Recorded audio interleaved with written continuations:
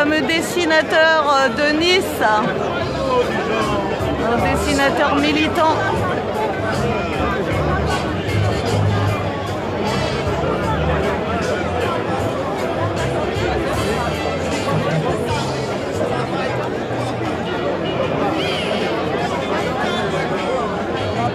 Voilà.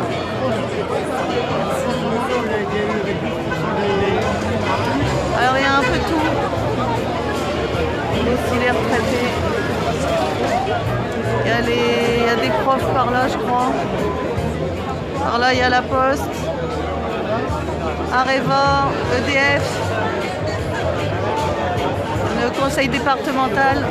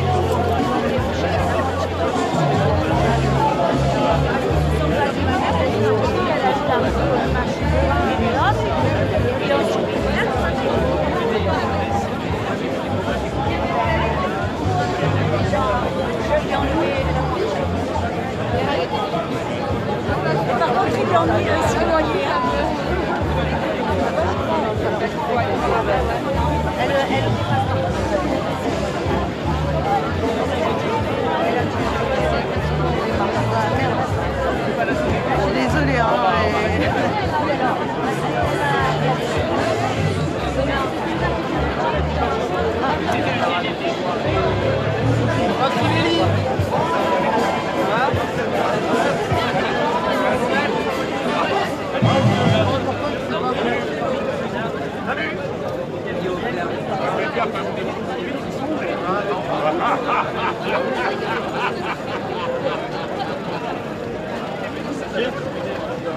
allez, on revient quand les discours commencent.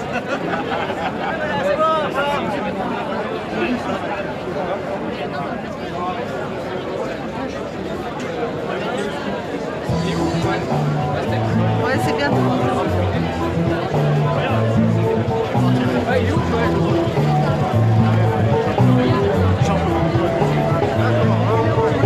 Je le voyais plus là-bas.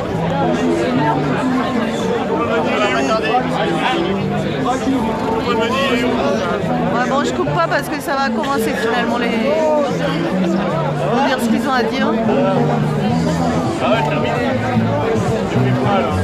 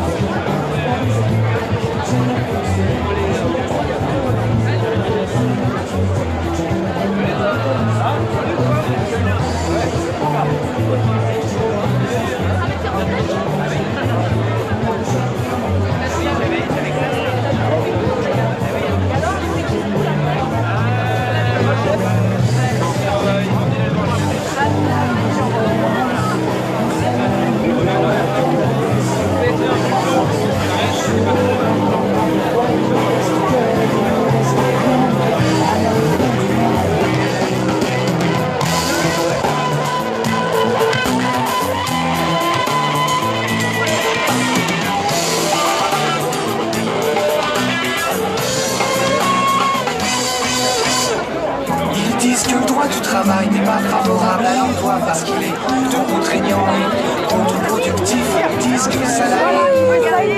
Salut les insoumis! Il reste encore de la place. On arrive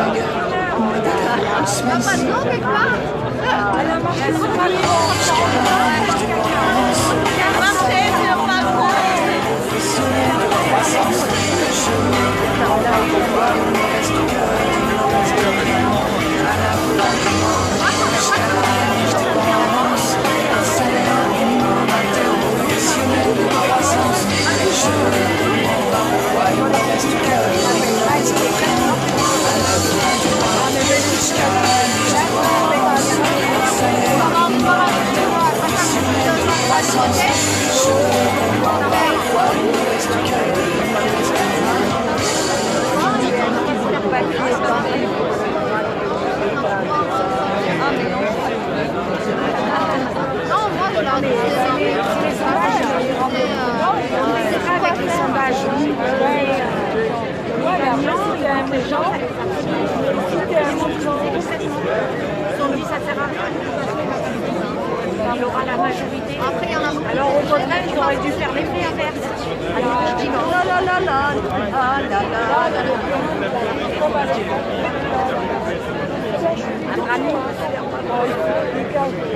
Je sais pas, apparemment son dossier il est bloqué. Je sais pas, il a fini en arrivé. Ouais, mais il commence à bien passer. Il ne protège pas tant que ça. Bon, désolé les amis, j'ai commencé à filmer un peu trop tôt je crois, mais on va bientôt entendre les discours qui souvent concernent pas mal les Alpes-Maritimes directement ou le Var. Ça concerne en général vraiment la région sur des cas concrets. Nous explique vraiment des cas concrets en fait. Ben, on va voir là, hein. Je ne sais pas ce qui est prévu au programme. En tout cas, je ne peux pas trop lire vos commentaires parce que j'ai la perche donc, qui est beaucoup plus haute que ma tête.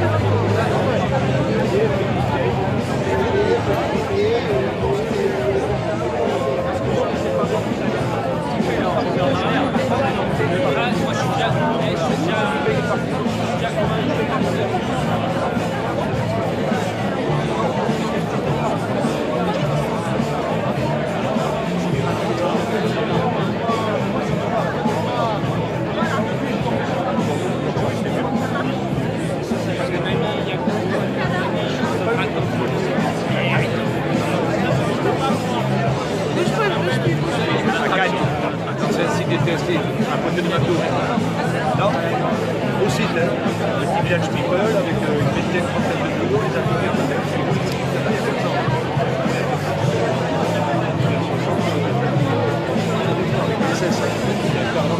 Je les mets la main, il n'est pas venu parler. La main, en partie. Alors, on voit bien la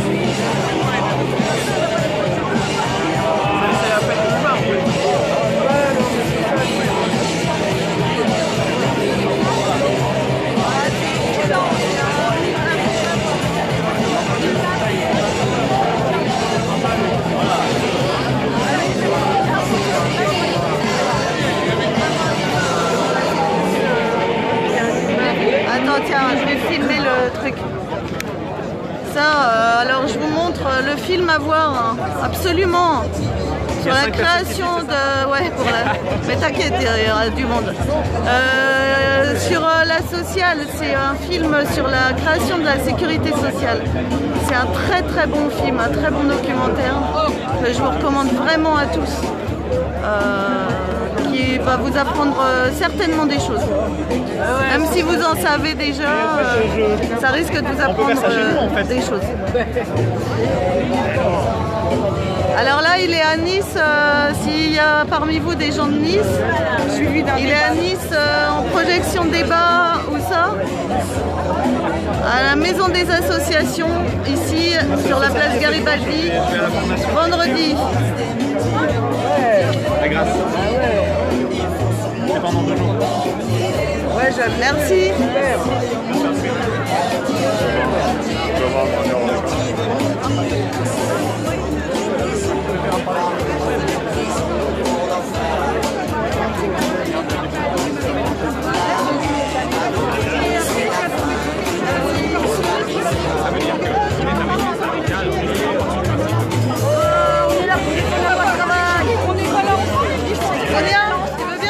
Ça que je le filme.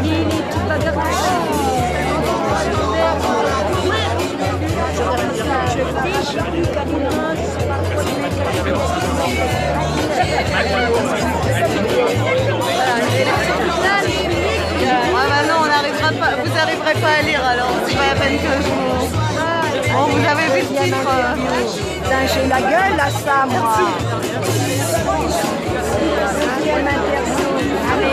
J'ai la gueule à ça ou quoi? Bon, la prochaine fois, c'est Lucia qui vient. Alors, on montre autre chose? C'est clair, Le 3 septembre, c'est samedi à 14h à Paris, à la Bastille.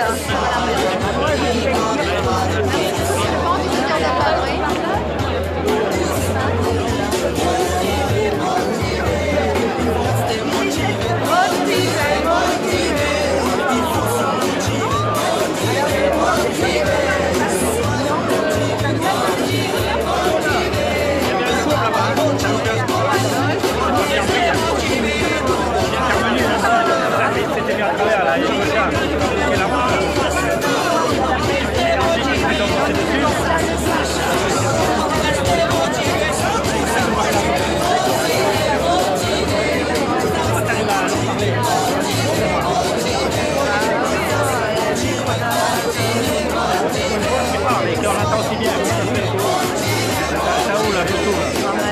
Parce que j'approche le truc. Ah, quand tu parles? Bah oui, je me rapproche. Et quand j'entends bien ta voix et je vois le truc en l'air. Bon alors vous avez vu, vous avez eu un petit aperçu des tramways décorés, hein, comme toujours à Nice. Donc là ils les ont bien décorés, ils ont décoré les bus, les tramways. Je vais essayer de vous en reprendre encore. Quand je les vois passer, si je les vois. Non mais, petite crotte, ça va au chien?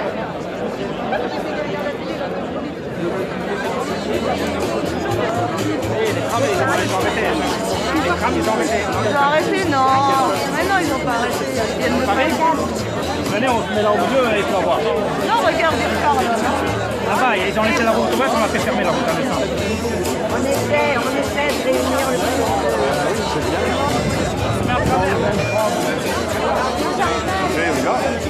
Allez, bon, voilà, je suis en train de revenir.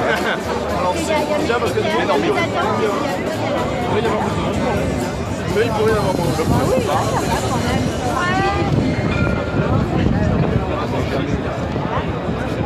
C'est mieux que dalle. Ils sont moins chers aussi.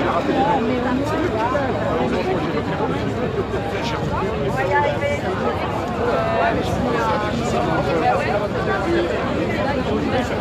Tu vas, vas-y, bouge-toi, va dans la rue, quoi. Ça. On lâche rien. On lâche rien. On lâche rien. On lâche rien. On lâche rien.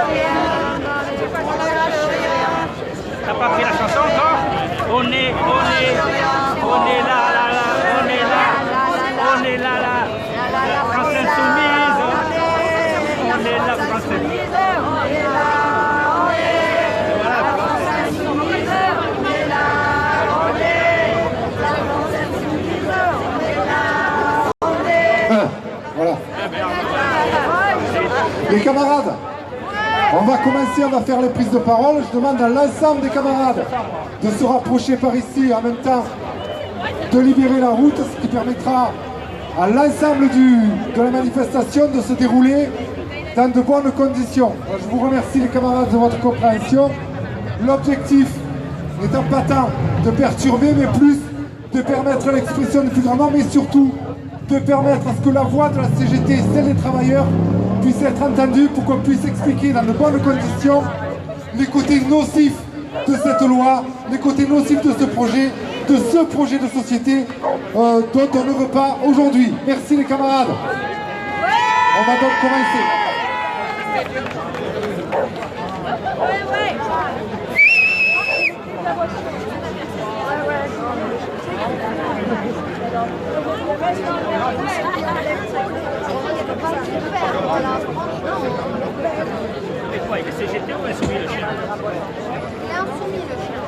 Donc merci à tous et à toutes.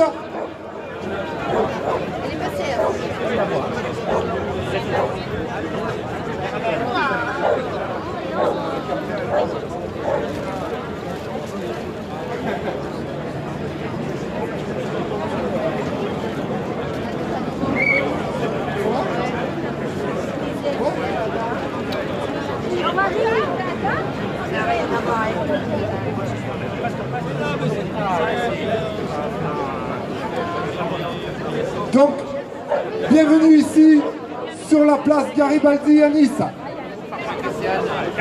Le combat continue, on est toujours là et encore là pour dire notre opposition à ce projet de loi. Le 12 septembre, nous étions en France, près de 500 000 personnes pour dire non à la loi travail XXL. Dans les rues de Nice, nous étions 5 000 à nous opposer à ce projet. Plus de 4 000 arrêts de travail ont été comptabilisés. Aujourd'hui, sur le département, c'est par dizaines qu'on peut aujourd'hui comptabiliser les arrêts de travail. Ce matin, sur l'ensemble des gares de Nice, à Antibes, à Cannes, dans les entreprises, des milliers de tracts ont été distribués pour informer les salariés sur les côtés nocifs de cette loi. Et contrairement à ce qui est véhiculé par certains médias, et surtout par les élus de la majorité présidentielle, les Français, et ils l'ont illustré lors des dernières manifestations, ne sont pas favorables à ce projet de loi. Plus de 2/3 des salariés y sont même farouchement opposés. Ils soutiennent très majoritairement le mouvement social qui s'est désormais enclenché. Il faut le rappeler, la loi travail XXL, qu'est-ce que c'est? La loi travail, c'est la précarité à tous les étages, avec un permis de licencier à tout va. Les questions de santé et de conditions de travail, passées à la trappe et à la moulinette, avec la suppression des CHSCT. Le retour de la loi de la jungle avec un code du travail par entreprise. On nous le présente comme un progrès alors que c'est un recul au 19e siècle. L'aggravation des inégalités professionnelles et notamment celle entre les femmes et les hommes. C'est la possibilité au patronat de licencier en diminuant au maximum les indemnités de licenciement et de permettre au patronat de rien payer comme dédommagement en cas d'attaque au prud'homme. Je les ai perdus, je les perds. Il s'agit donc, non pas, comme le dit le gouvernement, de développer l'emploi, d'améliorer la sécurité des salariés, mais bien d'avoir un outil de casse du code du travail à disposition du patronat, à disposition notamment des plus grandes entreprises et notamment des patrons du CAC 40 qui l'année dernière se sont encore engrangés des centaines de milliards d'euros de dividendes. Et comme si ce n'était pas suffisant, M. Macron décide encore de faire des cadeaux par centaines de milliards d'euros aux patrons des banques, ceux-là même à qui on a donné des milliards d'euros, des milliers de milliards d'euros pour justement faire face à la crise. Ce qui a servi par ailleurs à licencier des salariés dans les banques pour y installer une automatisation des services. Voilà à quoi a servi notre argent, voilà à quoi a servi cet argent, à casser la poire, de même qu'a servi l'argent du CICE avec le fameux PIX, 1 million d'emplois qui a fait se révéler être 40 milliards d'euros payés par les salariés. Alors oui, d'autres solutions sont possibles. La CGT, avec d'autres organisations syndicales, le dit depuis des mois, pour pas dire depuis des années. Il est urgent de baisser le temps de travail et de passer à 32 heures pour faire en sorte que chacun puisse vivre bien de son travail. Et c'est tout à fait possible, puisque la productivité n'a cessé d'exploser, notamment depuis la mise en place des 35 heures. 35 heures qui ont d'ailleurs permis la création au passage de quelques 400 000 emplois. Deuxièmement, nous demandons l'augmentation des salaires, une urgence immédiate dans ce pays, car de plus en plus de salariés se retrouvent salariés pauvres. De plus en plus de précaires ne peuvent plus faire face à la vie, faire face à leurs premiers besoins. C'est une urgence. Troisièmement, pour ne citer que quelques points et ne pas faire trop long, troisièmement, plutôt que de supprimer les CHSCT, nous pensons, et il est même urgent, de renforcer leurs prérogatives. Trop de salariés, plusieurs centaines de salariés meurent au travail. C'est le cas dans la construction, mais c'est le cas aussi, par exemple, chez Orange, chez Thales ou d'autres, des ingénieurs qui se donnent la vie parce qu'ils n'en peuvent qui se suppriment la vie car ils n'en peuvent plus de ces conditions de travail dégradées. Voilà quelles sont les urgences, Monsieur le Président. Plutôt que de supprimer les droits des salariés, renforcez-les et surtout, écoutez la colère qui gronde. N'opposez pas les salariés les uns contre les autres, ceux du public contre ceux du privé. Alors oui, nous portons ces choix, mais soyons lucides les camarades, pas de choix, pas de progrès social sans mobilisation des grandes ampleurs. Et d'ores et déjà, le rendez-vous est donné pour que le 10 octobre, avec les camarades de la fonction publique, nous soyons nombreux derrière les banderoles pour se faire entendre, pour dire à ce gouvernement que d'autres projets de choix, d'autres projets de société sont possibles, mais surtout qu'il est indispensable de mettre en œuvre et que nous sommes déterminés à être attendus. Je vous remercie les camarades, je donne la parole à mes camarades des autres organisations.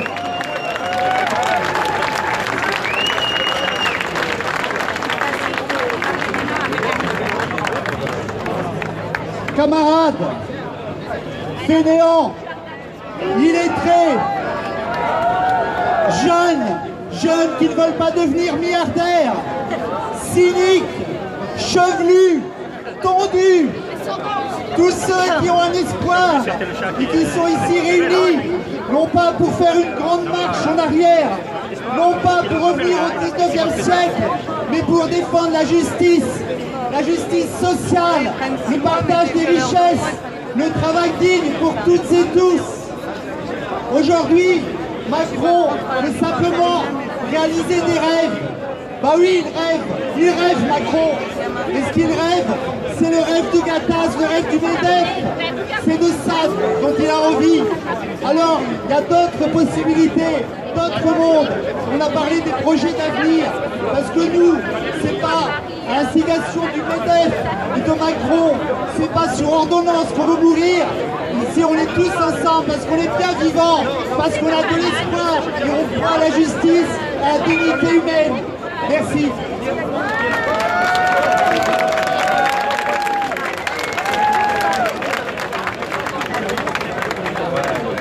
Bonjour à tous. Évidemment, les régressions sociales, économiques sont arrivées pour tout le monde. Les salariés du privé, les salariés de la fonction publique, les retraités, les précaires, les sans-emploi, et la liste est longue. Excusez-moi un peu, là, je retire le drapeau, parce que pour les personnes à mobilité réduite en ce moment, c'est aussi compliqué. Depuis l'arrivée du nouveau gouvernement, les mesures négatives s'accumulent pour les agents de la fonction publique. Et moi, je vais parler, je vais parler pour la fonction publique, puisque je représente la FSU, Fédération syndicale unitaire, qui syndique dans la fonction publique. Et nous, on ne vit pas dans le privé. Donc, gel de la valeur du point d'indice, rétablissement de la journée de carence, perspective de 120 000 suppressions d'emplois sur les 3 versants de la fonction publique, État, territorial, hospitalière. Ces attaques portées contre le statut des fonctionnaires sont continuelles. Les salaires stagnent, le pouvoir d'achat, les droits sociaux et les services publics régressent. La précarité se développe, le chômage augmente, alors que dans le même temps, les dividendes distribués aux actionnaires explosent. Le 12 septembre, les salariés, y compris les agents publics, se sont mobilisés. Les déclarations et annonces gouvernementales effectuées lors des rencontres de l'agenda social de la fonction publique ont confirmé nos craintes d'une régression sociale sans précédent pour la fonction publique, ses missions, ses services et ses agents soutenus par une même idéologie qui consiste en une politique austéritaire dont les personnels servent immanquablement de variable d'ajustement. Moins de services publics, c'est au moins aussi moins de services pour les usagers, pour l'ensemble des citoyens. Ainsi, les agents de la fonction publique ne sont pas épargnés et subissent de nombreuses attaques spécifiques. Je l'ai dit tout à l'heure, gel du point d'indice, suppression de postes, rétablissement du jour de carence, augmentation de la CSG sans garantie d'amélioration du pouvoir d'achat, remise en cause du calendrier des mesures de réévaluation des grilles indiciaires, PPCR, parcours particulier, rémunération et carrière. C'est un terme technique que tous les fonctionnaires connaissent, mais qui, bon, allez, je passe. Donc, globalement, le gouvernement poursuit une politique libérale lourde de conséquences pour les salariés du privé et du public, ainsi que pour les retraités, qui remet en cause notre modèle social. Eh bien, le 10 octobre, avec l'ensemble des fédérations de la fonction publique, nous serons, et des organisations syndicales, merci Gérard de nous préciser, voilà, nous serons à nouveau dans la rue. Quelle heure, Gérard? On n'a pas encore décidé. En tout cas, nous serons toujours présents et il faudra être encore plus présents. Merci à tous.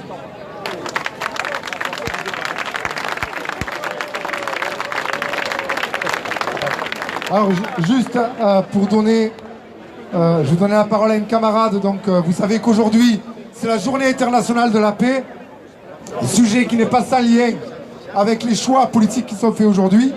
Simplement dire, d'autres interventions vont avoir lieu, que je donne rendez-vous aux camarades actifs, à l'ensemble des camarades présents, le 28 octobre à 10h, place Garibaldi, avec les retraités, contre la hausse de la CSG pour l'augmentation des retraites.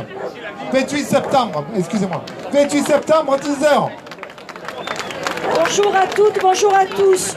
Pour moi, c'est pas hors sujet, parce que défendre la justice sociale, c'est défendre la paix sociale qui, elle seule,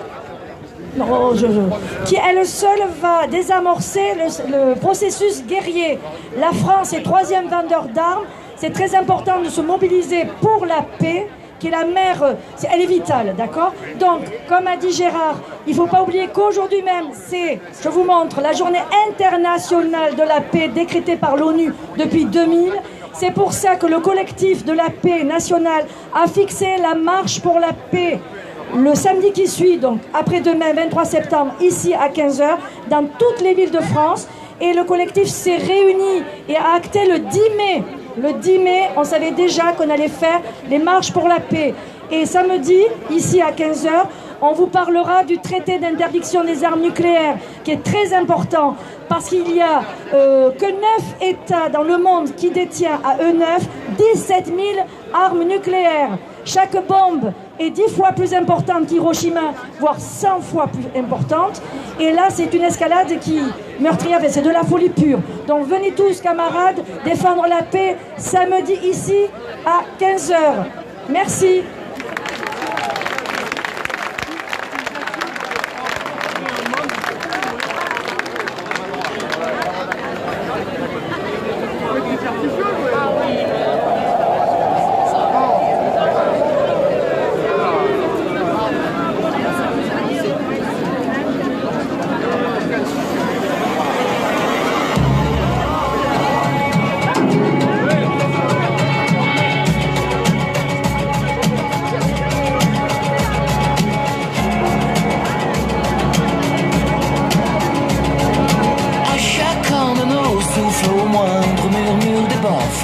C'est dans l'air comme un chant qui s'étrangle que l'on parie de fortune contre le tintamarre du pognon. À tout moment la rue peut te dire non. À tout moment la rue peut te dire non. C'est un pansement de lèvres et l'empereur qui perle d'un front. La faune et la flore à cran rayon. L'éclat de nos palpitants dans l'ombre du marteau-pilon. À tout moment la rue peut te dire non. À tout moment la rue peut te dire non. Non, comment oui, aux arbres jolis, à tout ce qui brille, quand la nuit remue, aux astres et aux déesses qui peuplent nos rêves et quand le peuple crève. À tout moment la rue peut te séduire. Bon allez, je vous laisse les amis. Je vais continuer un peu tranquille, sans filmer. Je vous fais des bisous à tous. On continue, on lâche rien. Ciao, ciao. Dans les occultes en tube et